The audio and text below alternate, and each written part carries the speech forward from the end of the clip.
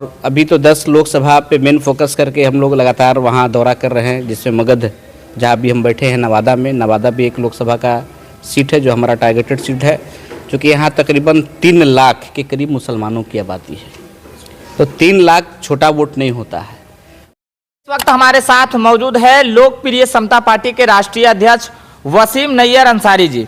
हम इनसे बातचीत करेंगे कि बिहार में अभी जो मौजूदा समय में सियासी हलचल चल रहा है सर जी, उस पर आप क्या कुछ कहना चाहेंगे। सबसे पहले तो आपका स्वागत है।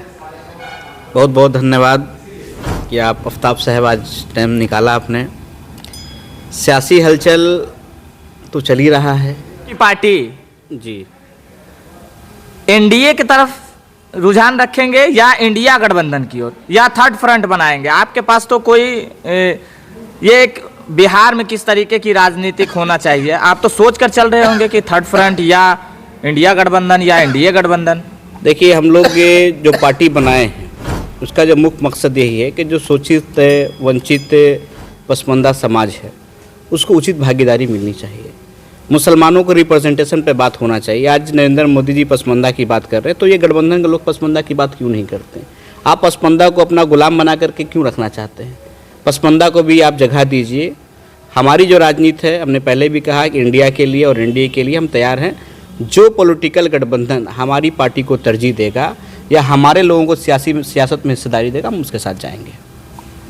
जो भी देगा हिस्सेदारी, जो भी देगा, कोई गुरेज किसी के साथ नहीं है। हम दोनों के लिए तैयार है, चाहे इंडिया हो चाहे एनडीए हो। लेकिन आप पासमानदा की बात एक तरफ करते हैं, तो पासमानदा की राजनीति और मुसलमानों की बात एक तरफ करते हैं, तो मुसलमानों की राजनीति तो असदुद्दीन ओवैसी भी करते हैं जी, लेकिन आप उनकी पार्टी के साथ गठबंधन क्यों नहीं कर लेते? दरअसल बात ऐसा है कि हम लोग किसी के खिलाफ नहीं है, और परिस्थिति दोनों का मेन मकसद है, मुसलमानों की राजनीति करते हैं दोनों, इसलिए हम कह रहे हैं। परिस्थिति जब उस तरह का होगा तो हम लोग साथ भी आ सकते हैं, कोई ऐसा गलत बात नहीं है। मकसद जब एक है, कुछ मामलात में हमारे और उनके मकसद एक हैं, तो जहाँ सब कुछ तालमेल लगेगा कि नहीं भाई हमें और वैसी साहब को एक साथ लड़ना चाहिए बिहार में, हम लोग एक साथ भी लड़ सकते हैं। लड़ सकते हैं, एकदम लड़ सकते हैं। अच्छा, तो इस बार के लोकसभा चुनाव में आपका क्या तैयारी है? कितने सीटों पर चुनाव लड़ेंगे? हम लोग अभी चूँकि पार्टी हमारी नई बनी है, काफ़ी संख्या में लोग हमारे साथ जुड़े हैं, पूरे बिहार में काम चल रहा है, और अभी तो 10 लोकसभा पे मेन फोकस करके हम लोग लगातार वहाँ दौरा कर रहे हैं, जिसमें मगध जहाँ भी हम बैठे हैं नवादा में। नवादा भी एक लोकसभा का सीट है जो हमारा टारगेटेड सीट है, क्योंकि यहाँ तकरीबन 3 लाख के करीब मुसलमानों की आबादी है, तो 3 लाख छोटा वोट नहीं होता है। मगध में किसी मुसलमानों को लोकसभा का टिकट नहीं मिलता है। मगध की आप बात करें, यहाँ पूरे बिहार में 18% मुस्लिम, लगभग जो सर्वे दिखाया गया उस पर हम बात कर लेते हैं जी। लगभग 18% मुसलमानों की आबादी है जी। लेकिन मगध की आप बात छोड़ दीजिए, पूरे बिहार में कितने मुसलमानों को टिकट दिया जाता है? नहीं देते हैं ना, यही तो लड़ाई है हमारा, कि जो आपका सरकार, जो तेजस्वी यादव जी और नीतीश कुमार जी के संयुक्त सरकार में सर्वे हुआ, और सर्वे में बताया गया कि जातिगत आंकड़े भी बताए गए, और मुसलमानों का एक टोटल पॉपुलेशन बताया गया कि लगभग 17.7 इन्होंने बताया, लेकिन कई ऐसी मुस्लिम जातियाँ जिनको उन्होंने अभी काउंट नहीं किया।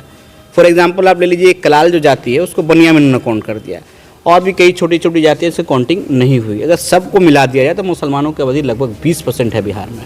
अच्छा, लास्ट सवाल आपसे कर लेते हैं जी। क्या इस बार के लोकसभा के चुनाव में वसीम नैयर अंसारी प्रत्याशी होंगे, कहीं से चुनाव लड़ेंगे? देखिए, हम लोग पिछले विधानसभा में भी मैं कह रखा था कि हम चुनाव नहीं लड़ेंगे, हम चुनाव लड़ाएंगे। इस बार भी हम लोग की कोशिश है कि हम चुनाव लड़ाएं। ऐसा अगर बनेगा कि नहीं खुद भी लड़ना पड़े तो मैं खुद भी लड़ सकता हूँ। अच्छा, आप पासमानदा की राजनीति करते हैं, तो इस लोकसभा क्षेत्र में आप कितने पासमानदा को लगभग टिकट देंगे आप अपनी पार्टी से? अभी जो जातिगत जनगणना जो सामने आया है, मुसलमानों की आबादी की अगर बात कर ले तो मुसलमानों की आबादी का भी 80% जो आबादी वो पसमानदा समाज की आबादी है, तो जिसका जितना रिप्रेजेंटेशन होना चाहिए, जितनी जिसकी आबादी उतनी उसकी हिस्सेदारी मिलनी चाहिए, उतना हम लोग भी देंगे। चलिए, बहुत बहुत धन्यवाद वसीम नैयर अंसारी जी का। तो आप इनकी बातों से और इस वीडियो से कहां तक सहमत है? अगर इस वीडियो को YouTube चैनल पर देख रहे हैं तो हमारे चैनल को सब्सक्राइब कर लीजिएगा। अगर इस वीडियो को Facebook पेज पर देख रहे हैं तो हमारे पेज को फॉलो कर लीजिएगा। कमेंट बॉक्स में अपनी प्रतिक्रिया जरूर दें। मिलते हैं अगली वीडियो में, तब तक के लिए जय हिंद, जय भारत।